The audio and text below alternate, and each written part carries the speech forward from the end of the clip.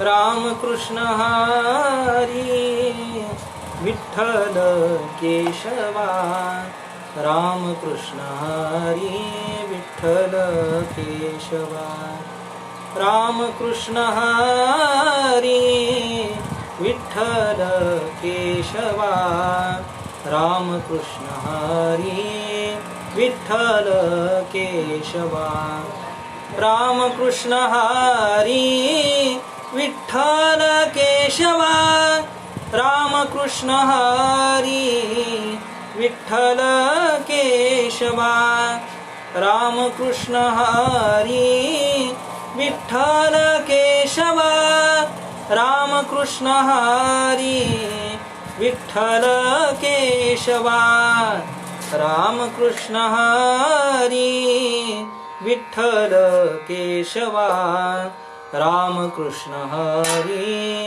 विठ्ठल केशवा राम कृष्ण हरी विठ्ठल केशवा राम कृष्ण हरी विठ्ठल केशवा पुंडलिक वरदा हरी विठ्ठल श्री ज्ञानदेव तुकाराम पंढरीनाथ भगवान की जय माऊली ज्ञानेश्वर महाराज की जय जगद्गुरु संत तुकाराम महाराज की जय सद्गुरु जोग महाराज की जय आदिशक्ती आदि माता मुक्ताबाई महाराज की जय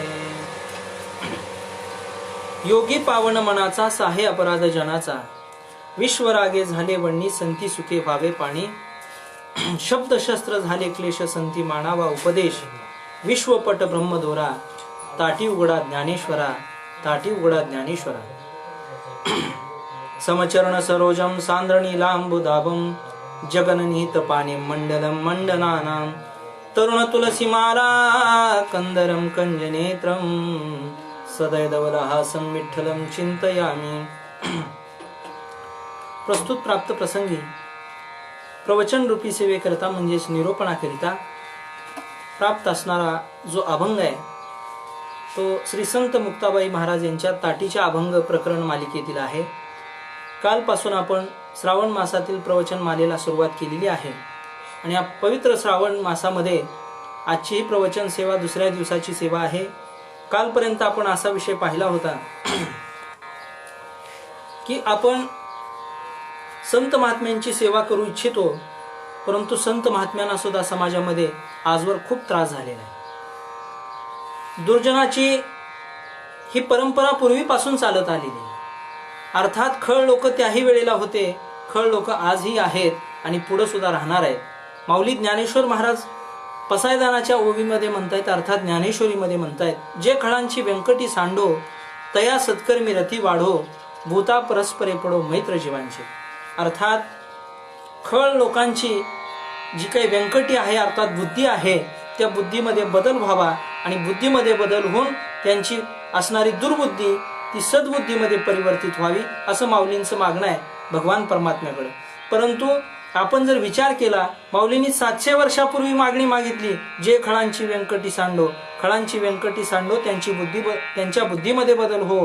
परंतु 700 वर्षानंतर 725 वर्षानंतर आज जर आपण विचार केला तर आपल्या लक्षात येईल खळ लोकांची संख्या पूर्वी जास्त होती का आता जास्त होती. अर्थात खळ शब्दाचा अर्थ आहे दुर्जन, वाईट लोक, कुबुद्धीचे लोक. असे असणारे लोक त्यांची संख्या पूर्वी तर होतीच होती, पण त्या पूर्वीच्या असणाऱ्या संख्येमध्ये आता वाढ झालेली आहे. मग माऊलींची मागणी व्यर्थ गेली असं म्हणता येईल का? तर तसं म्हणता येणार नाही. संत वचनाला कधी सुद्धा बाधा येत नसते. परंतु खळ लोक त्याही वेळेला होते, खळ लोक आजही आहेत. अर्थात दुष्ट लोक त्याही वेळेला होते, दुष्ट लोक आज सुद्धा आहेत. अर्थात खळ लोकांच्या संख्येमध्ये वाढ होत आहे. तरी सुद्धा माऊलींनी तशी मागणी केलेली होती. मग माऊलींना जो झालेला त्रास आहे, संतश्रेष्ठ ज्ञानेश्वर महाराजांना दिलेला जो त्रास आणि त्या त्रासाला कंठाळून माऊली ताटी लावून बसतायत. ती ताटी अज्ञानाची आहे, अहंकाराची आहे, अविवेकाची आहे, संशयाची आहे, अभिमानाची आहे. हा विषय आपण काल पाहिला. अर्थात ताटी या शब्दाचा अर्थ फक्त दरवाजाच नाही. जसा दरवाजा बाहेर असतो, बाहेरचा एक दार असतं घराला, तसं आतलं सुद्धा एक दार असतं. अर्थात जसं घराला बाहेरून दार आहे तसं आतून सुद्धा एक दार असतं, तशा पद्धतीनं या देहाला सुद्धा जशी 9 द्वारं सांगितलेली आहेत तशा पद्धतीनं आतलं सुद्धा अंतःकरणाचं एक दार असतं. आणि ते अंतःकरणाचं दार जोपर्यंत उघडत नाही तोपर्यंत ते अज्ञान आता फिटले, माझे दृष्टत्व मज भेटले, निजबिंबी प्रगटले प्रतिबिंब जैसे. म्हणून आतलं दार जोपर्यंत उघडत नाही, अज्ञानाचा त्या ठिकाणी निवृत्ती जोपर्यंत होत नाही तोपर्यंत ज्ञानाचा प्रकाश आतमध्ये प्रकटच होणार नाही. आणि मग माऊलीने ज्या अर्थी दार लावून घेतलेलं आहे, ताटी लावून घेतलेली आहे, त्या अर्थी माऊली हे अज्ञानी आहेत असं म्हणता येईल का? तर तसं म्हणून चालता येणार नाही, तसं म्हणताच येणार नाही. कारण जे चालते ज्ञानाचे बिंब, जयाचे अवयव जे सुखाचे कुंभ. अर्थात संतश्रेष्ठ ज्ञानेश्वर महाराज हे ज्ञानाचं चालतं बोलतं बिंब आहे. आणि असं बिंब असताना ज्ञानेश्वर महाराज ज्ञानाचीच मूर्ती, अर्थात तव तू ज्ञानाचीच मूर्ती, प्रगट होय बोले विश्व ब्रह्मची ठेले. अर्थात अशा पद्धतीनं संतश्रेष्ठ ज्ञानेश्वर महाराज हे अत्यंत ज्ञानी असणारे महापुरुष आहेत. आणि मग इतकं ज्ञान जर त्यांच्यामध्ये ओतप्रोत भरलेलं असताना मग अज्ञानाला वश होऊन संतश्रेष्ठ ज्ञानेश्वर महाराज आणि मग ताटी लावतात किंवा ताटी बंद करून घेतात, समाजाला कंटाळून अज्ञानाच्या आहारी जातात, असं आपल्याला म्हणता येईल का? तर तसं म्हणता येणार नाही. तर ती ज्ञानेश्वर महाराजांनी एक प्रकारची केलेली लीला आहे. ज्ञानेश्वर महाराज लीला करतायत. आपली जी भगिनी आहे संत मुक्ताबाई ही लहान आहे आणि तिच्या मुखातून काही अभंगाची रचना व्हावी अशी इच्छा सुद्धा संत महात्म्याची आहे, संत श्रेष्ठ ज्ञानेश्वर महाराजांची आहे. आणि त्या इच्छेला अनुसरून तिलाही कुठंतरी मुक्ताबाईला सुद्धा कुठंतरी तिच्या विचारांची मांडणी करण्यासाठी आणि तिलाही कुठंतरी वाव मिळावा म्हणून एक प्रकारची केलेली लीला आहे. आणि त्या लीलेला अनुसरून ताटीच्या अभंगाची निर्मिती मुक्ताबाईंनी केली, ज्ञानेश्वर महाराजांच्या इच्छेनेच केली, असा आपल्याला त्याला अर्थ देता येईल किंवा त्याची संगती आपल्याला अशी लावता येईल. ज्ञानेश्वर महाराजांच्या ठिकाणी अज्ञान आहे असं म्हणताच येणार नाही. असं जर म्हटलं ज्ञानेश्वर महाराजांच्या ठिकाणी अज्ञान आहे असं म्हणणं म्हणजे सूर्याच्या ठिकाणी अंधकार आहे असं म्हणण्यासारखं आहे. जसं सूर्याच्या ठिकाणी कधी अंधकार होऊ शकत नाही तसं ज्ञानेश्वर महाराज कधी अज्ञानाच्या मोहाला बळकावून त्या ठिकाणी ताटीचं दार लावून घेऊ शकत नाही. याचा अर्थ असा आहे, एका ठिकाणी महाराज म्हणतायत, उपजदाची ज्ञानी हे वर्म जाणूनी आले लोटांगणी सांगदेव.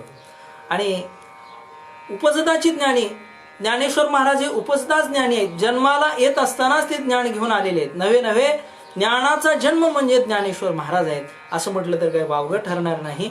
म्हणून करता सांगदेव महाराज यांचं चरित्र असं सांगितलं जातं की ज्ञानेश्वर महाराज किती ज्ञानी आहेत किंवा मुक्ताबाईचं चरित्र पाहणं आपल्याला 2 मिनिटं आवश्यक आहे. कारण ज्यांची अभंग मालिका आहे, ज्यांच्या अभंगावरती आपण निरूपण करतोय त्या असणाऱ्या संत मुक्ताबाई.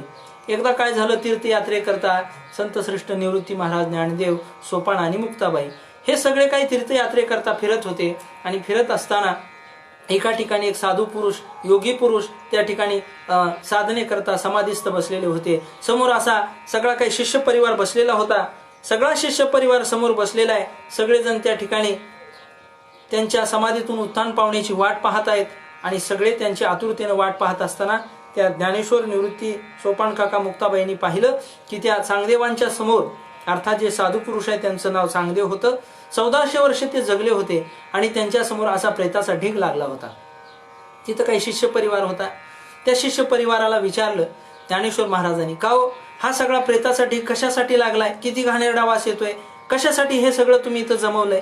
त्यावेळा त्या लोकांनी सांगितलं, अहो आमचे श्री गुरु जे आहेत ना, अतिशय त्यांना सिद्धी प्राप्त आहे, अतिशय संजीवनी विद्या प्राप्त आहे. ते समाधी अवस्थेतून ज्यावेळेला बाहेर येतील ना, त्यावेळेला समाधी अवस्थेतून बाहेर आल्याच्या नंतर त्यांच्याकडे अशी विद्या आहे, संजीवनी विद्या, की सगळ्यांना ते जिवंत करतील.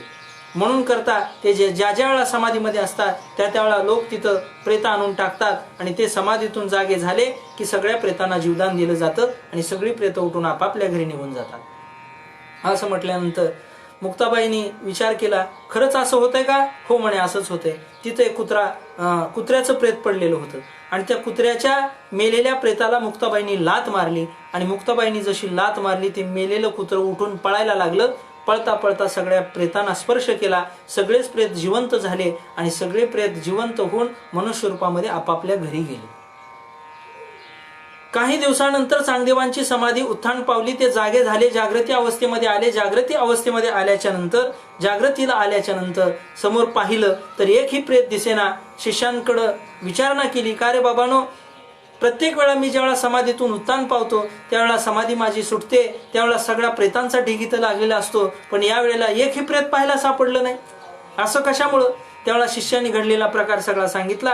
कुणीतरी 4 बालकं आली होती, 4 भावंड होती, आणि त्यातल्या एका स्त्रीनं अर्थात त्या बालिकेनं एका कुत्र्याला लाथ मारली. ते कुत्रं सगळीकडे प्रेतांना स्पर्श करत पळालं आणि त्या कुत्र्यांच्या द्वारा अर्थात सगळे प्रेत जागे झाले आणि आपापल्या घरी गेले.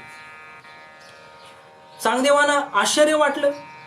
चांगदेवानी पुन्हा समाधी लावली आणि अंतर्मुख होऊन त्या ठिकाणी पाहिलं की काय प्रकार आहे नेमका, कोणता प्रकार, काय घडला, आपण समाधी अवस्थेमध्ये असताना काय प्रकार घडला.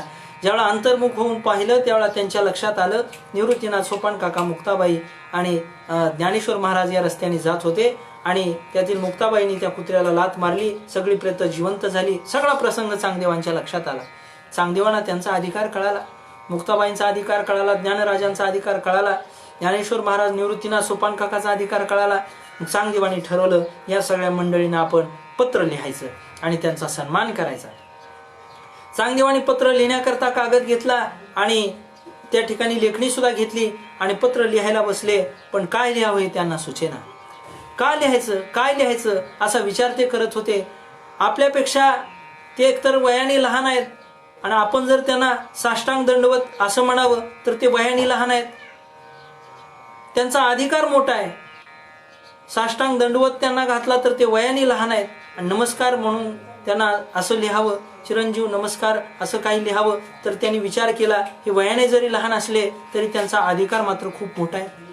असा चांगदेव महाराज विचार करू लागले. शेवटी त्यांनी विचार केला काहीच लिहिता येणार नाही, कोरच पत्र पाठवलं. ज्ञानेश्वर महाराजांना कोरच पत्र पाठवलं. ज्ञानेश्वर महाराजांच्या हातात ते पत्र पोहोचलं.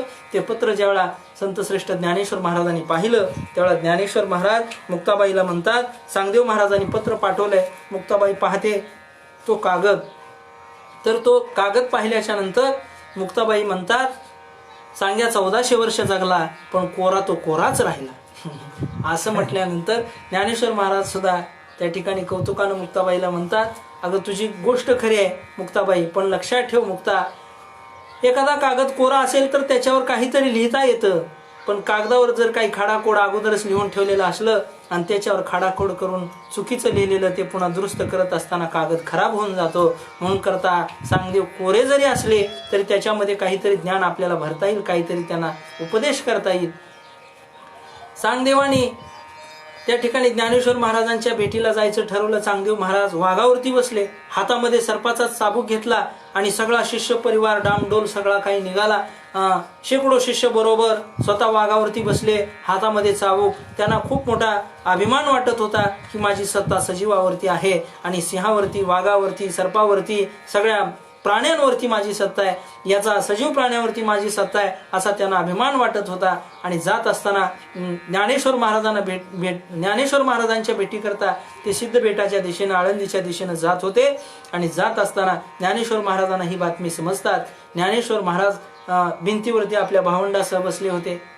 4 भावंड भिंतीवरती बसले होते. ज्ञानेश्वर महाराजांना बातमी समजली, चांगदेव महाराज, योगी 1400 वर्ष जगणारे चांगदेव आपल्या भेटीसाठी येत आहेत.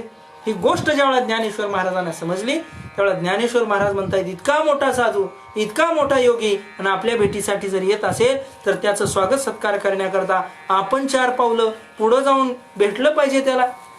एखादा पाहुणा, एखादा विशेष कुणी व्यक्ती जर आपल्या घरी आपल्याला भेटायला येत असेल तर त्याच्या स्वागताकरता आपण सुद्धा 4 पावलं त्याच्या पुढं, त्याच्या गाडीला आडवं गेलं पाहिजे, त्याच्या वाटेला आडवं गेलं पाहिजे. ही आपली भारतीय संस्कृती आहे, ही आपली परंपरा आहे. पण बऱ्याच वेळा असं होतं, पाहुणे घरी येऊन बसले तरी आपल्या लोकांना माहिती सुद्धा होत नाही. अशी अवस्था बऱ्याच वेळा निर्माण होते. मग ज्ञानेश्वर महाराज विचार करतायत, अतिथी देवो भव या न्यायाप्रमाणे ज्ञानेश्वर महाराज या भिंतीवरती बसले होते, त्या भिंतीलाच उपदेश केला. चला भिंतीबाई असं म्हटल्यानंतर आश्चर्य असं घडलं, निर्जीव असणारी भिंत आकाश मार्गाने धावू लागली. आणि आकाश मार्गाने धावणाऱ्या भिंतीवरती निवृत्ती ज्ञानदेव, सोपान मुक्ताबाई ही 4 भावंड ज्यावेळा चांगदेवानी पाहिली, चांगदेवाचा अहंकार विरघळूनच गेला.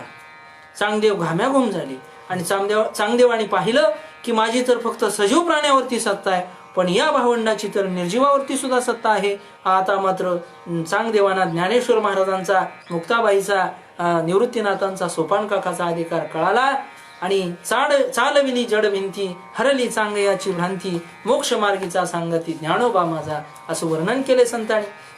अर्थात ज्ञानेश्वर महाराज, मुक्ताबाई, सोपान काका, निवृत्तीनाथ यांचा अधिकार इतका मोठा आहे, यांच्या ठिकाणी कसल्याही पद्धतीचं अज्ञान नाही, उपजताची ज्ञानी. हे वर्म जाणोनी आले लोटांगणी चांगदेव. हे जरी त्या ठिकाणी खरं असलं तरी ज्ञानेश्वर महाराजांनी ताटी लावलेली आहे. ती ताटी लावली कशा करता ताटी लावली, तर माणसाने, आमचे परमपूज्य गुरुवर्य डॉक्टर नारायण महाराज जाधव हे नेहमी एक वाक्य सांगत असतात, माणसाने कधीतरी डोक्यावरची टोपी मांडीवर ठेवून आणि विचार केला पाहिजे, आपण काय करतो आहोत, काय करत आहोत, आपल्याला काय करायचंय, कुठं जायचंय. अर्थात डोक्यावरची टोपी खाली ठेवायला त्या ठिकाणी अगोदर डोकं असणं अत्यंत महत्वाचं आहे आणि त्या डोक्यामध्ये विचार सुद्धा असणं अत्यंत महत्वाचं आहे. कारण विचार करण्याकरता विवेक बुद्धी असावी लागते आणि मग त्या बुद्धीमध्ये सारा विचार करा उठाउठी आणि नामधरा कंठी विठोबाचे, ही बुद्धी त्या माणसाला विवेक निर्माण होत असतो. त्याच्याकरता अगोदर विचार करण्याची पात्रता, चांगला विचार करणं हे अत्यंत महत्वाचं आहे. म्हणून ज्ञानेश्वर महाराजांनी त्या ठिकाणी ताटी बंद केली. ती कशा करता केली, तर तुमच्या माझ्या करता केली. आपण एखादं सामाजिक कार्य करत असताना, एखादं धार्मिक कार्य करत असताना, कोणतंही समाजातलं चांगलं काम करत असताना, हे काम कोणत्या दिशेला जातंय, त्याचा परिणाम काय होणार आहे, हे कधीतरी आपण ताटीचं दार लावून त्याचा विचार केला पाहिजे. याचा परिणाम काय, याचा भविष्यावर काय परिणाम होणार आहे, समाजावर काय परिणाम होणार आहे, आपल्या कुटुंबावर काय परिणाम होणार आहे, आपल्या स्वतःवरती काय परिणाम होणार आहे, तो परिणाम चांगला आहे, बरा आहे, वाईट आहे, या सर्वांचा विचार आपण करणं अत्यंत आवश्यक आहे. अर्थात भाव असा आहे, संत श्रेष्ठ ज्ञानेश्वर महाराज ताटी लावून घेतायत. ते कशा करता घेतायत, तर सगळ्यात महत्वाचा विचार असा आहे, ज्ञानेश्वर महाराज ताटी लावून घेतायत तर मुक्ताबाईच्या मुखातून काहीतरी ब्रह्मज्ञान त्या ठिकाणी प्रकट व्हावं, हे पहिलं कारण आहे. दुसरं कारण, मुक्ताबाईच्या ज्ञानाचा उपयोग जगाला होऊन जगातले सगळे असणारे जीव त्या ठिकाणी तृप्त व्हावेत आणि मनुष्य जन्मामध्ये आलेल्या साधकांना त्या ब्रह्मज्ञानाची प्राप्ती होऊन समस्त असणाऱ्या संसारिक दुःखाची निवृत्ती व्हावी आणि परमानंदाची प्राप्ती व्हावी, हे दुसरं प्रमुख कारण आहे. तिसरं कारण असं आहे की मुक्ताबाईंना ज्ञानेश्वर महाराज मोठेपणा देत आहेत. कारण आपल्या भारतीय संस्कृतीमध्ये असा विचार आहे की मोठ्याने लहानाला उपदेश करावा, मोठ्याने लहानाला उपदेश करावा आणि लहानाने तो उपदेश ऐकावा. अर्थात मोठं कुणाला म्हणावं हा सुद्धा खूप वेगळा विषय आहे. आजकाल कुणी कुणाला मोठं म्हणतंय, कुणी कुठं मोठेपणा मिरवतंय. एक व्यक्ती आणि तालुक्याच्या ठिकाणी, आपल्या बार्शीच्या ठिकाणी गेला असं समजा, आणि बार्शीच्या ठिकाणी जाऊन मुख्यमंत्री साहेब आले होते, कोरोनाच्या अगोदरची गोष्ट आहे, आणि भली मोठी सभा भरली होती आणि सभेमध्ये स्टेजवरती गेला आणि स्टेजवरती गेल्याच्या नंतर तसल्या गर्दीमध्ये घुसला. हजारो लोक स्टेजवरती, शेकडो लोक होती आणि स्टेजवरती पोहोचला आणि थोड्या वेळाने खाली आला. लोकांना सांगायला लागला, अरे काय सांगू तुम्हाला, किती गर्दी होती स्टेजवरती. मुख्यमंत्री साहेबांच्या हातात हात दिला, मुख्यमंत्री साहेब मला बोलले. लोक विचार करायला लागली, एवढ्या गर्दीमध्ये साहेबांना कुणाला बोलावून कुणाला नाही, इतके VIP लोक तिथं बसलेले, त्यांना साहेब बोलतील का, ह्याला बोलतील. तरी लोकांना आश्चर्य वाटायला लागलं. लोक म्हटले, का रे साहेब तुला खरंच बोलले का. मुख्यमंत्री साहेब मला बोलले, तो सगळ्यांना सांगायला लागला. लोक म्हटले, का रे मुख्यमंत्री साहेब तुला बोलले, खरं आहे, पण काय बोलले. तो म्हणायला लागला, मुख्यमंत्री साहेब मला म्हणले पहिला स्टेजच्या खाली हो म्हणले. पहिल्यांदा तू काय करत स्टेजच्या खाली. आता याच्यामध्ये कोणता मोठेपणा आहे, असला सुद्धा मोठेपणा लोक सांगतात. महाराज मोठेपणाचा अभिमान, मोठेपणाचा अहंकार आपण अगोदर बाजूला टाकला पाहिजे. मोठं कुणाला म्हणावं, मी नेहमी सांगत असतो. रस्त्याने दोन व्यक्ती चालले, जात असताना एकानं दुसऱ्याच्या पायात पाय घालून पाडलं.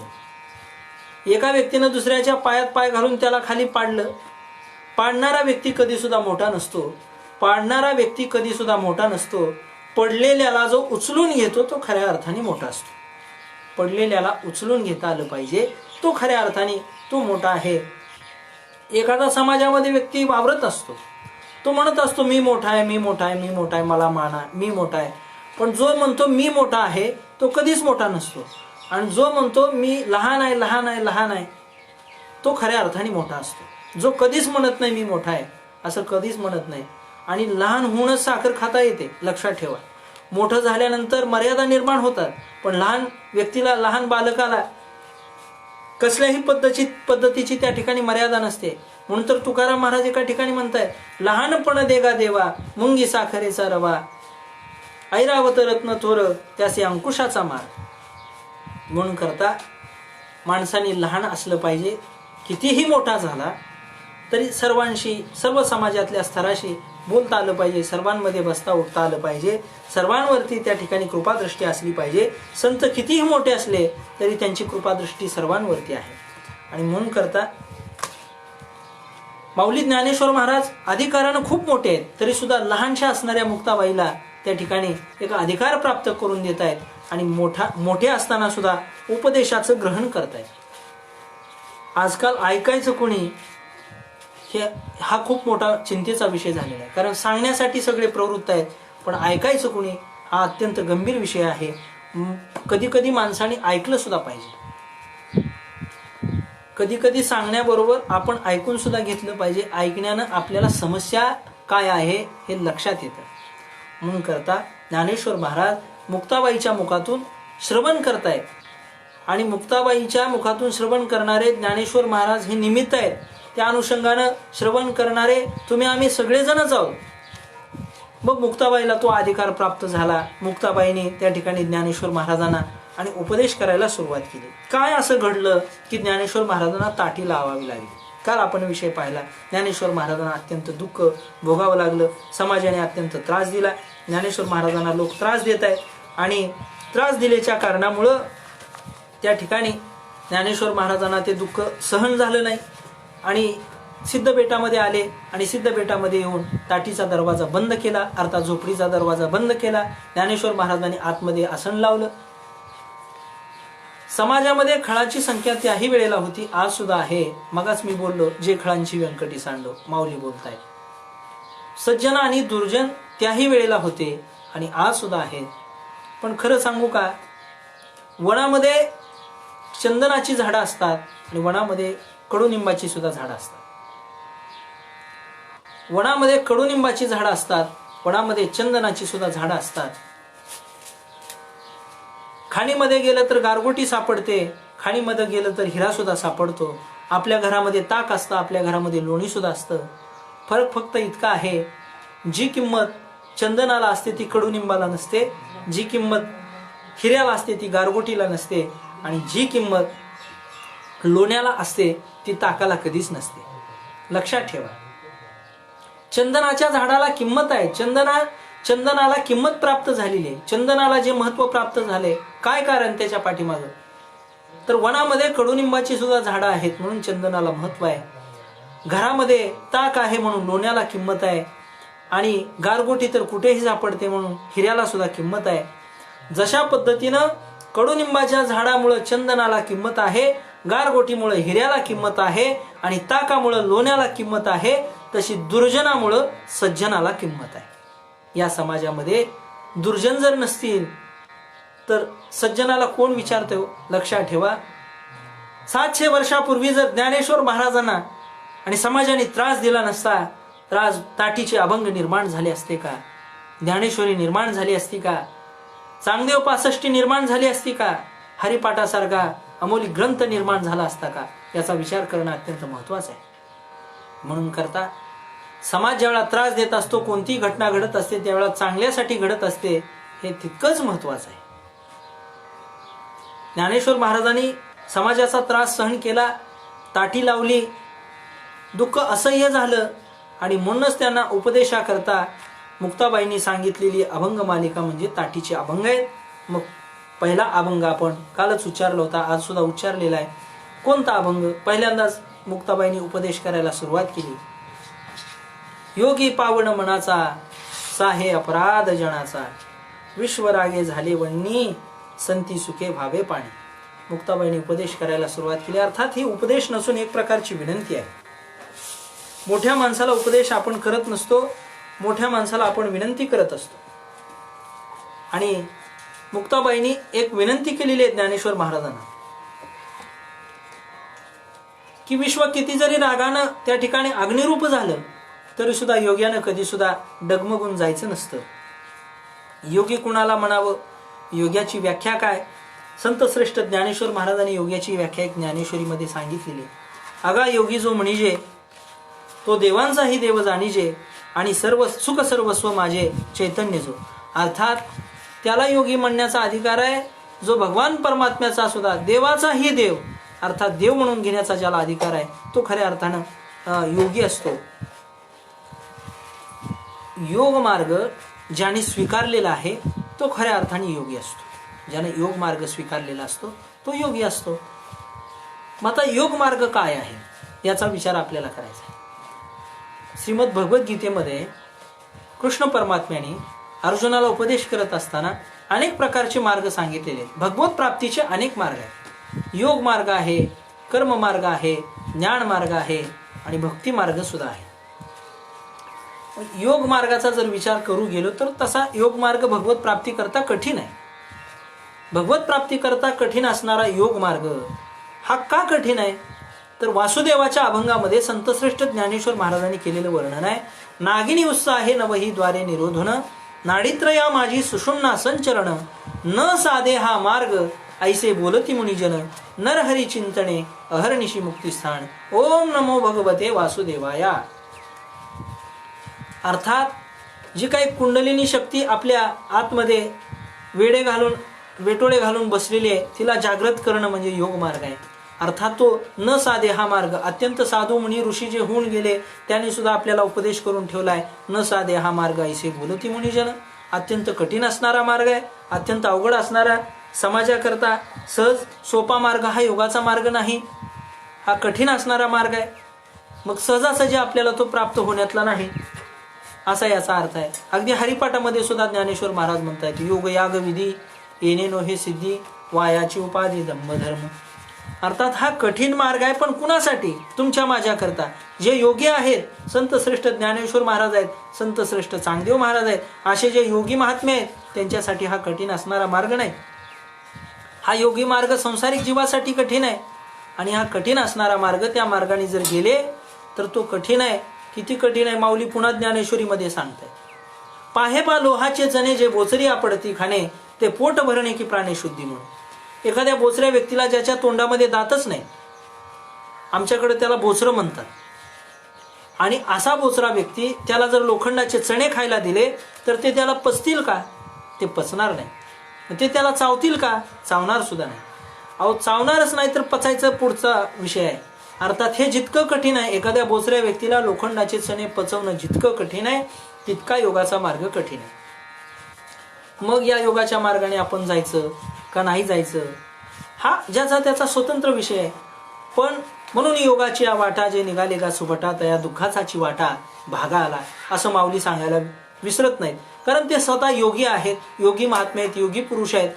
हे म्हणून ते दुसऱ्याला समाजाला त्या ठिकाणी जो काही उपदेश करायचा आहे आपल्याला आलेला अनुभव ते समाजापर्यंत पोहोचवत आहेत. म्हणून योगाचा मार्ग थोडासा कठीण आहे, कठीण सांगितलाय. पुढचा मार्ग तो कर्म मार्ग आहे. कर्म मार्गाने भगवत प्राप्ती आपल्याला करता येते. कर्माच्या द्वारा भगवंताची प्राप्ती होऊ शकते. मग कर्माचा मार्ग कसा आहे तर निष्काम कर्म आणि निष्काम उपासना ही जर आपण केली तर निश्चित रूपानं आपल्याला भगवान परमात्म्याची प्राप्ती अप्रत्यक्ष रूपानं होऊ शकते. अर्थात निष्काम कर्म आणि निष्काम उपासनेच्या द्वारा आपल्यामध्ये अंतःकरणाची शुद्धी होईल आणि अंतःकरणाची शुद्धी झाल्यानंतर श्रीगुरूंनी केलेला तत्त्वमसी ज्ञानाचा उपदेश अंतःकरणामध्ये आपल्याला साठवता येईल आणि अंतःकरणामध्ये उपदेश साठवला की आपल्याला तत्त्वमसी अर्थात अहम ब्रह्मास्मीचा उपदेश झाल्याशिवाय राहणारच नाही. म्हणून कर्माच्या द्वारा भगवत प्राप्ती होऊ शकते. कर्मामध्ये काही प्रकार सांगितलेले शास्त्राने. विचारसागर नावाच्या ग्रंथामध्ये 3 पद्धतीचे कर्म आलेले आहे. प्रमुख 3 प्रकार सांगतो, तसे अनेक प्रकार आहेत. 3 प्रमुख प्रकार आहेत. एक संचित, दुसरं प्रारब्ध आणि तिसरं क्रियमान. संचित कर्म कशाला म्हणायचं? अनादी कालापासून अनंत कालापासून अनेक जन्मामध्ये केलेल्या कर्माचा जो साठा आहे आणि ज्या कर्माच्या फलाच्या साठ्याला अजून त्या ठिकाणी फलभोगाला सुरुवात झालेली नाही असं जे साठलेलं कर्म आहे त्याला संचित कर्म म्हणतात. पुढचं आहे ते प्रारब्ध. ज्या कर्म फल भोगण्यासाठी प्रारंभ झालेला आहे, साठलेल्या कर्माच्या ठिकाणी जो फल आहे त्या फल भोगण्यासाठी आरंभ झालेला आहे त्याला संचित असं म्हणतात. आणि वर्तमान स्थितीमध्ये जे आपण कर्म करतो ना त्याला क्रियमान असं म्हणतात. वर्तमान स्थितीमध्ये केलेलं ते क्रियमान. अगदी सोप्या भाषेत उदाहरण द्यायचं झालं तर एखादा शेतकरी आणि शेतामध्ये ज्वारी पेरतो. ज्वारी पेरल्यानंतर त्याच्या शेतामध्ये पेरलेल्या ज्वारीला अत्यंत उत्तम असं पीक येतं. मग ती ज्वारी कापून आणली जाते आणि ती ज्वारी भरडून त्या ठिकाणी एका पिंपामध्ये ठेवली जाते. पिंपामध्ये साठवलेली ज्वारी आहे त्याला संचित म्हणा. त्यातली काही खाण्याकरता जी काढलेली आहे त्याला त्या ठिकाणी प्रारब्ध म्हणा. आणि साठवलेली ज्वारी संचित, खाण्याकरता काढलेली प्रारब्ध, आणि पुन्हा त्या ठिकाणी पेरणीची जी तयारी असते किंवा जे नित्यकर्म असतं, नित्य जे चाललेलं असतं क्रियमान, त्याला क्रियमान अशा पद्धतीने वर्तमान कर्म म्हटलं जातं. या तिन्ही प्रकारचं जे कर्म आहे त्याचा सविस्तर विस्तार त्या ठिकाणी विचारसागरामध्ये आलेला आहे. दोन अनेक महत्त्वाचे कर्म आहेत. एक विहित कर्म आहे आणि एक निषिद्ध कर्म आहे. निषिद्ध कर्म कशाला म्हणायचं? जे कधीच केल्यानं कुणाचं चांगलं होत नाही त्याला निषिद्ध कर्म म्हटलं जातं. काही केलं तरी ते त्या ठिकाणी धोकादायकच असतं, असं निषिद्ध कर्म आहे. अशी कर्म करणारी काही मंडळी आपल्याला पाहायला सापडतात. एक व्यक्ती बाजारामध्ये गेला आणि बाजारात गेलेला व्यक्ती थोडासा नशा करणारा होता, अर्थात दारू पिलेला होता. बाजारात गेला, दारू पिऊन गेला होता, बाजार भरला होता. बाजारामध्ये वांगी विकण्याकरता एक आजीबाई बसल्या होत्या आणि आजीबाईच्या समोर 2 टोपली होती. दोन्ही टोपलीमध्ये वांगी ठेवलेली होती. आजीबाईला त्या व्यक्तीने विचारलं, आजीबाई कशी दिली वांगी? त्याला तो आजीनं सांगायला सुरुवात केली, बाबा रे 20 रुपये किलो दिली वांगी. तो म्हणायला लागला, आजीबाई वांगी खूप महाग आहेत, किती विकली सकाळपासून? आजी म्हटली, काय बाबा सांगू तुला, वांगी विकायलाच तयार नाही. सकाळपासून 10-5 किलोच वांगी अगदी विकलेली आहेत, जास्त वांगी विकायला तयार नाहीत, मी काय करू? त्यावेळा तो म्हणायला लागला, आजी एक काम करा, मला 1 किलो वांगी फुकट द्या आणि माझा हात तुमच्या आता वांग्याच्या टोपलीला लागलेला आहे, तुम्ही काळजीच करू नका, तुमची सगळीच्या सगळी वांगी एका तासाभरात विकल्याशिवाय राहणार नाही. त्यावेळा आजी म्हणायला लागली, अरे तुझा हात माझ्या वांग्याच्या टोपलीला लागला, याच्यामध्ये काय असं विशेष आहे, काय नवल आहे? तुझ्या हातामध्ये अशी काय जादू आहे की आता तुझा हात माझ्या वांग्याच्या टोपलीला लागल्यामुळं सगळीच्या सगळी वांगी विकल्या जातील, याचं काय कारण आहे? त्यावेळा तो म्हणायला लागला, आजी माझ्या हातामध्ये खूप मोठी जादू आहे. आजी म्हणायला लागली, कसं काय? त्यावेळा तो म्हणायला लागला, आजी माझ्या बापाकडे 200 एकर जमीन होती, या पट्ट्याचा नुसता हात लागला, 2 आठवड्यातच 2 दिवसातच त्या जमिनीचा काठा निघाला. 200 एकर जमीन 2 दिवसात विकून मोकळा झालो आणि तुमच्या 2 टोपली वांग्याची काय कथा आहे? असं तो आजीला सांगायला लागला. आजीनं डोक्यालाच हात लावला. अर्थात याला निषिद्ध कर्म म्हटलं पाहिजे. असं कर्म कोणाच्याच हिताचं नसतं, या कर्माचा कोणालाच उपयोग नाही. कर्म कसं करावं माऊली ज्ञानेश्वर महाराज ज्ञानेश्वरीमध्ये सांगतात, तया सर्वात्मका ईश्वरा स्वकर्म कुसुमांची विरा पूजा केली होय अपारा तोषा लागली. की भगवान परमात्म्याची पूजा करण्याकरता आपल्या कर्माचीच त्या ठिकाणी फुलं निर्माण व्हावी, असं कर्म आपलं असलं पाहिजे, असं कर्म आपलं असावं. बाकी इतरत्र फुलं आणण्याची गरज नसावी. एक वाक्य सांगतो अतिशय महत्वाचं आहे. कर्म कसं असावं? जरूरी नहीं कि इंसान हर वक्त मंदिर चला जाए, जरूरी नहीं कि इंसान हर वक्त मंदिर चला जाए, लेकिन उसके कर्म ऐसे होने चाहिए व्यक्ति जहां भी जाए वही मंदिर बन जाए. असं त्याचं कर्म असलं पाहिजे. आणि इतकं चांगलं कर्म केल्याच्या नंतर निश्चित रूपानं भगवान परमात्मा त्याला भेट देण्याकरता आलाच पाहिजे. आणि म्हणून चांगल्या पद्धतीचं कर्म केलं पाहिजे. संचित, प्रारब्ध, क्रियमान हे 3 प्रकार पाहिले. विहित आणि निषिद्ध हे 2 प्रकार आपण कर्माचे पाहिले. पुढे चालून एका ठिकाणी एका विचारवंताने विचार असा मांडलाय, कर्म करत असताना पाप पुण्याचा लवलेश नाही लागला पाहिजे. पाप आणि पुण्य याचा लवलेश त्याच्या ठिकाणी नसला पाहिजे. मग कर्म करत असताना पाप तर निर्माण होणार किंवा पुण्य तर निर्माण होणार, मग पाप पुण्याचा लवलेश लागू द्यायचा कसा नाही? तर पंचतंत्र नावाच्या ग्रंथामध्ये, कथासंग्रहामध्ये एक कथा आलेली आहे, 2 मिनिटांमध्ये सांगतो. जंगलाचा राजा सिंह आणि सिंह शिकारीवरून आला, सभा भरलेली होती. सिंहाच्या सभेमध्ये शेळी होती, गाढव होतं, कुत्रं होतं, लांडगा होता, हत्ती होता, गाढव होतं, हरिण होतं, सगळे काही प्राणी तिथं बसलेले होते, माकड होतं. आणि हे सगळे प्राणी तिथं बसलेले असताना सिंह आला. सिंहाच्या तोंडाला रक्त लागलेलं होतं आणि तोंडातून घाणेरडा वास येत होता. आणि सिंह आला आणि सिंहासनावरती बसला. शेळीकडं आणि माकडाकडं हवा घालण्याचं काम होतं सिंहाला. आणि हवेच्या धबकाऱ्यानं शेळीच्या तोंडामध्ये वास जाऊ लागला, नाकामध्ये घाण यायला लागली. शेळी म्हणायला लागली, महाराज इतकी वर्ष तुम्ही सत्ता भोगताय, पण सिंहासनावरती सभेमध्ये कसं बसायचं याची सुद्धा तुम्हाला अक्कल नाही. शेळीनं सिंहाला विचारलं. त्यावेळा सिंह म्हणायला लागला शेळीला, असं का म्हणतेस? त्यावेळा सिंहाला शेळी म्हणते, अहो महाराज, तुम्ही शिकारीवरून आलेला आहात, तोंडाला रक्त लागलेलं आहे, तुमच्या तोंडातून घाणेरडा वास येतोय, आणि अशा अवस्थेमध्ये तुम्ही या सिंहासनावरती येऊन बसला. मला इथं त्रास व्हायला लागलेला आहे. ज्या अर्थी मला त्रास होतोय तसा बाकीच्यांनाही त्रास होत असेल. बाकीचं कोणी धाडस करत नाही बोलायचं, पण मी तुम्हाला बोलते. सिंहाला राग आला. राजाला जर एखादा खालच्या श्रेणीतला व्यक्ती जर दोष देऊ लागला तर राजाला राग येतो. तशा पद्धतीनं शेळी बोलल्यामुळं सिंहाला राग आला आणि सिंह म्हणायला लागला, माझ्या तोंडाचा घाणेरडा वास येतोय का? शेळी म्हटली हो. शेळीला धरलं आणि शेळीला त्या ठिकाणी जाग्यावरती ठार केलं. जवळच माकड बसलेलं होतं. माकडाला विचारलं, का रे माकडा, माझ्या तोंडाचा घाणेरडा वास येतोय का? माकड विचार करू लागलं, आता शेळी कशासाठी मारली आहे? शेळी म्हणत होती, महाराज तुमच्या तोंडाचा घाणेरडा वास येतोय. मग माकडाने विचार केला, ज्या अर्थी सिंहाने शेळीला घाणेरडा वास येतोय अशी शेळी म्हणत होती म्हणून शेळीला ठार मारलं. मग मी कसं काय म्हणू की तुमच्या तोंडाचा घाणेरडा वास येतोय? माकड म्हणायला लागलं, महाराज तुमच्या तोंडाचा सुवासच येतोय. सिंह म्हटला, आता शेळीनं मला सांगितलं होतं तुमच्या तोंडाचा घाणेरडा वास येतोय, आणि आता तू म्हणतोस की तुमच्या तोंडाचा सुवास येतोय. खोटं बोलतोस म्हणून माकडालाही धरलं आणि माकडालाही ठार केलं. सगळे प्राणी घाबरले. तिथं जवळच कोल्हा बसला होता. कोल्याला विचारलं, का रे कोले दादा, माझ्या तोंडाचा सुवास येतोय का माझ्या तोंडाचा घाणेरडा वास येतोय? कोल्यानं विचार केला, सुवास येतोय म्हणावं तरी खातंय, आणि दुर्वास येतोय, अगदी दुर्गंधी येते असं म्हणावं तरी सुद्धा त्या ठिकाणी खातंयच खातंय. घाणेरडा वास येतोय म्हणावं तरी खातंय, चांगला वास येतोय म्हणावं तरी खातंय. काय करावं? पण कोल्हा हुशार होता. कोल्याने विचार केला. कोले दादा सांगायला लागला, महाराज 2-3 दिवसापासून पाऊस पडल्यामुळं मला अशी जाम सर्दी झालेली आहे की मला चांगलाही वास येत नाही आणि घाणेरडाही वास येत नाही. अर्थात पाप पुण्याचा लवलेश लागू द्यायचा नाही. तो म्हणजे असा, कर्म करत असताना पाप पुण्याचा लवलेश लागू द्यायचा नाही. आणि पुढचा प्रकार आहे तो म्हणजे ज्ञानाचा. कर्माच्या द्वारा भगवत प्राप्ती होते, योगाच्या द्वारा भगवत प्राप्ती होते, ज्ञानाच्या द्वारा सुद्धा, ज्ञानात एव तू कैवल्यम, ज्ञानाच्या द्वारा सुद्धा भगवत प्राप्ती होऊ शकते. परंतु ज्ञानाचे अधिकारी सगळे नाहीत. ज्ञानाचे 2 प्रकार आहेत, एक वृत्ती ज्ञान आहे आणि एक दुसरं स्वरूप ज्ञान आहे. पण ज्ञानाचे अधिकारी सगळे असू शकत नाही. कारण का?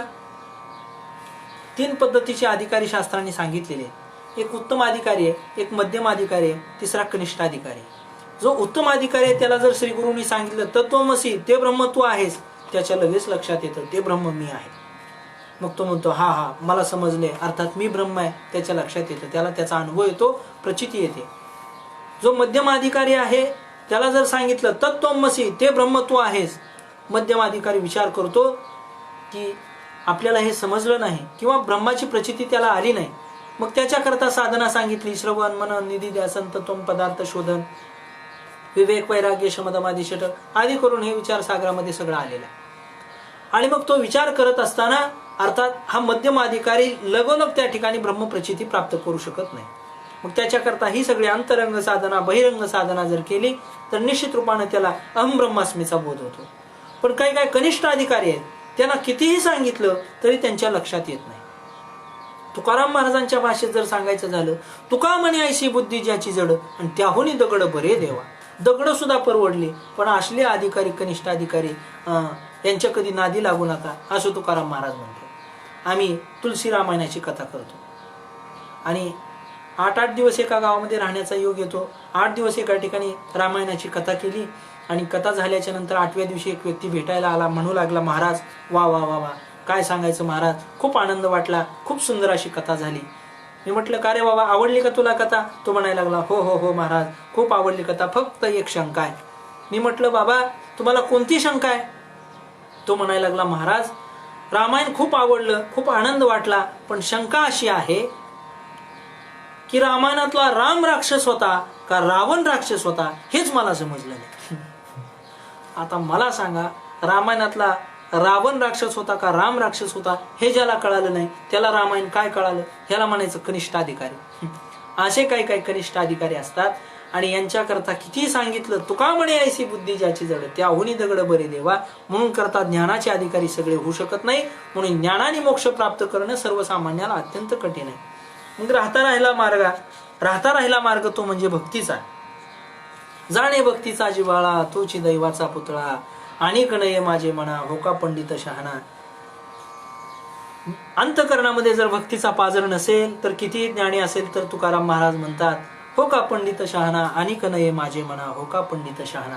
अर्थात अंतकरणामध्ये भक्तीचा जिव्हाळा असलाच पाहिजे. भक्तिपंथ बहु सोपा पुण्य नागवे या पापा. भक्तिपंथ अत्यंत सोपा आहे आणि भक्तिपंथानं जर गेलं तर भगवत प्राप्ती निश्चित रूपाने होऊ शकते. पण ज्ञानी आणि भक्त, ज्ञानाच्या मार्गाने जाणारे काही भक्त आहेत आणि भक्ती मार्गाने जाणारे काही भक्त आहेत, या दोघांमध्ये थोडंसं अंतर आहे. अंतर हे कसं आहे, ज्ञानी जे भक्त आहेत, ज्ञानी जे आहेत ते म्हणजे अगदी माकडीचं पिल्लू जसं असतं ते म्हणजे ज्ञानी आहेत, आणि मांजराचं पिल्लू जसं असतं ते म्हणजे भक्त आहेत.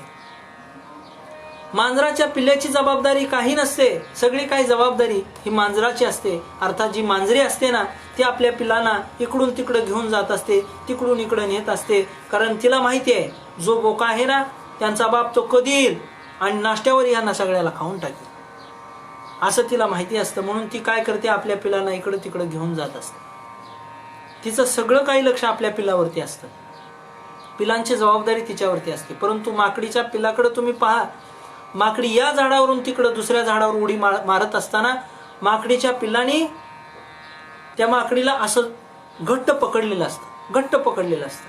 कारण माकडीनं त्याला सांगून ठेवलेलं असतं, हे बघ रे बाबा, अन्न मिळवण्याकरता मला या झाडावरून त्या झाडावरती उडी मारावी लागते, तू जर हात सोडलास तर मृत्युमुखीच पडलास, लक्षात ठेव. माकडीचं पिल्लू म्हणजे ज्ञानी आहे आणि मांजरीचं पिल्लू म्हणजे भक्त आहे. अर्थात भक्ताची जबाबदारी देवाकडे असते आणि ज्ञानाची जबाबदारी मात्र ज्ञानावरतीच असते. ज्ञानी आणि भक्त या दोघांमध्ये अंतर जर पाहायचं झालं तर भगवान परमात्मा हा भक्तावरती जास्त प्रेम करतो. कसा करतो तर ज्ञानाला भगवान परमात्म्याची भक्ती करायला आवडते, गोष्ट खरी आहे. ज्ञानी देवाकडे जातो पण देव स्वतःहून भक्ताकडे येतो, याच्यामध्ये एवढाच फरक आहे. अर्थात ज्ञानी आणि भक्त दोन्ही तेवढ्याच ताकदी मोलाचे आहेत, तेवढे श्रेष्ठ आहेत. परंतु भक्त हा ज्ञानापेक्षा श्रेष्ठ आहे आणि भक्तिपंथ बहु सोपा, तो त्या ठिकाणी मार्ग सुद्धा सोपा आहे. आणि म्हणून करता ज्ञानी जो मनुष्य आहे त्यानं ज्ञान मार्गाने भगवत प्राप्ती करावी, योगी जो मनुष्य आहे त्याने योग मार्गाने भगवत प्राप्ती करावी, कर्माचं आचरण करणारा कर्मयोगी त्यानं त्या ठिकाणी कर्माच्या द्वारा भगवत प्राप्ती करावी, आणि भक्ती करणाऱ्या साधकांनी भक्ती मार्गाने त्या ठिकाणी भगवान परमात्म्याची प्राप्ती करावी. फक्त एवढं सांगायचं आहे, जसे हे सगळे मार्ग आहेत तसा योगाचाही मार्ग आहे. आणि संत श्रेष्ठ ज्ञानेश्वर महाराज हे योगी आहेत. योगाच्या काही व्याख्या सांगितलेल्या आहेत भगवद्गीतेनं. आम्हाला 2-3 व्याख्या तुमच्या समोर मांडतो, लक्ष देऊन ऐका.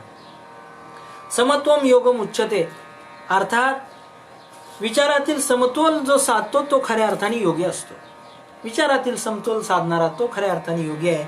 योग कर्म सुकौशलम, भगवान परमात्मा अर्जुनाला सांगतात आसक्तीरहित जे कर्म करणारा असतो ना तो खऱ्या अर्थाने योगी आहे. आसक्तीरहित कसल्याही पद्धतीची मनामध्ये इच्छा अपेक्षा नसणं तो खऱ्या अर्थाने त्या ठिकाणी योगी आहे. आणि तिसरा अर्थ एक सांगायचा तो म्हणजे असा, पातंजली योगसूत्रामध्ये पातंजली ऋषींनी सांगितलेली तिसरी व्याख्या, चित्त निरोधा हा योगा. हा चित्ताचा निरोध ज्या ठिकाणी आहे त्या ठिकाणी योग आहे, अशा पद्धतीची तिसरी व्याख्या आहे. सर्व काही त्या ठिकाणी सहन करतो आणि सर्व काही सहन करण्याचं जिथं प्रशिक्षण आहे तो खऱ्या अर्थाने योगी आहे. माऊली ज्ञानेश्वर महाराज हे सहन करणारे योगी आहेत. मुक्ताबाईंनी हे ज्ञानेश्वर महाराजांना आठवण करून दिलेली आहे. माऊली तुम्ही योगी आहात आणि योग्याचं मन हे पावन असतं. जो सहन करतो त्याला योगी असं म्हटलं जातं. सर्वसामान्य ढोबळपणे जर व्याख्या पाहिली, जो सहन करतो तो योगी आहे आणि जो सहन करतो तो जर योगी असेल आणि तुम्ही जर स्वतःला योगी म्हणून घेत असाल तर जगाचे थोडेसे शब्द तुम्हाला सहन झाले नाहीत. खूप मोठी खंत आहे महाराज. दुसऱ्याने दिलेलं दुःख एक वेळा आपल्याला सहन होतं, पण आपल्याच लोकांनी आपल्याला दिलेलं दुःख सहन होत नाही. बघा, लोहाराच्या ऐरणीवरती तापून सळई ठेवली होती आणि वरतून घणाचा घाव पडत होता. घणाला लावलेला दांडा हा लाकडाचा होता.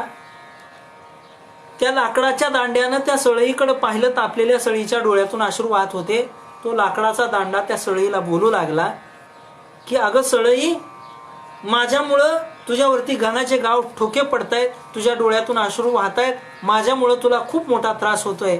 सळई म्हणायला लागली, अरे लाकूड दादा, अरे लाकूड दादा, तुझ्यामुळं मला त्रास होत नाही, तुझ्यामुळं त्रास होत नाही. मग कुणामुळं त्रास होतोय? अरे तू तर परक्या जातीचा आहेस, तू तर लाकूड समाजाचा आहेस, तू तर लाकूड जातीचा आहे, पण मी लोखंड आहे आणि हा घण सुद्धा लोखंड जातीचा आहे. आम्ही दोघं एका जातीचे असताना, एका जातीत असून सुद्धा हा मला आमच्याच घरातला व्यक्ती त्रास देतोय. अर्थात ज्यावेळा आपल्याच घरातली माणसं आपल्याला त्रास देत असतात ते दुःख खूप मोठं असतं.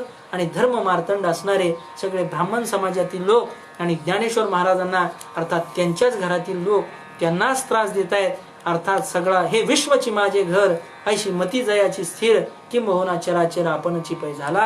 हे सगळं विश्व माऊली आपलं आहे, माझं आहे असं म्हणतायत. आणि माझ्याच विश्वातील लोक जर मला त्रास देत असतील तर निश्चित रूपाने हे दुःख मोठं आहे. आणि म्हणून करता माऊलींनी जी ताटी बंद केलेली आहे ती ताटी ज्ञानेश्वर महाराजांनी उघडावी, याच्याकरता माऊलींना मुक्ताबाई आठवण करून देत आहेत. माऊली, तुम्ही योगी आहात आणि तुमचं मन हे पवित्र आहे. योगी पावन मनाचा, साहे अपराध जनाचा, विश्वरागे झाले वन्नी, संती सुखे व्हावे पाणी, शब्दशस्त्र झाले क्लेश, संती मानावा उपदेश, विश्वपट ब्रह्मदोरा, ताटी उघडा ज्ञानेश्वरा. आजची आपली वेळ संपलेली आहे. राहिलेलं ताटीच्या अभंगाचं चिंतन आपण उद्याच्या भागात करू. रामकृष्ण हरी. पुंडलिक वरदार विठ्ठल. श्री ज्ञानदेव तुकाराम पंढरीनाथ भगवान की जय. माऊली ज्ञानेश्वर महाराज की जय. आता विश्वात्मके देवे, येणे वाग्यज्ञ तोषावे, तोषो निमज द्यावे पसायदान हे, जे खळांची व्यंकटी सांडो, तया सत्कर्मी रती वाढो, भूता परस्प्रिय पडो मैत्र जीवांचे, दुरितांचे तिमिर जावो, विश्वचो धर्म सूर्य पावो, जो जे वांछिल तो तेला हो प्राणीजात, वर्षत सकळ मंगळी, ईश्वर निष्ठांची मांदियाळी, अनवर्त भूमंडळी भेटतो या भूता, सळा कल्पतरूंचे आरव, चेतना चिंतामणीचे गाव, बोलते जे अर्णव पियुषयांचे, चंद्रमे जे आलंचन, मार्तंड जे तापहीन, ते सर्वाही सदा सज्जन सोयरे होतो, किंबहुना सर्व सुखी, पूर्ण होनी ती लोकी, भजितो आदि पुरुखी अखंडित, आणि ग्रंथोपजीविये, विशेषी लोकीये, दृष्टा दृष्ट विजय होवावे जे, हे तमणे श्री विश्वेश्वराहो, हा होईल दान पसावो, येणेवरे ज्ञानदेव सुखिया झाला, येणेवरे ज्ञानदेव सुखिया झाला, येणेवरे ज्ञानदेव सुखिया झाला. पुंडलिक वरदार विठ्ठल श्री ज्ञानदेव तुकाराम सद्गुरु जोग महाराज की जय. विठ्ठला विठ्ठला.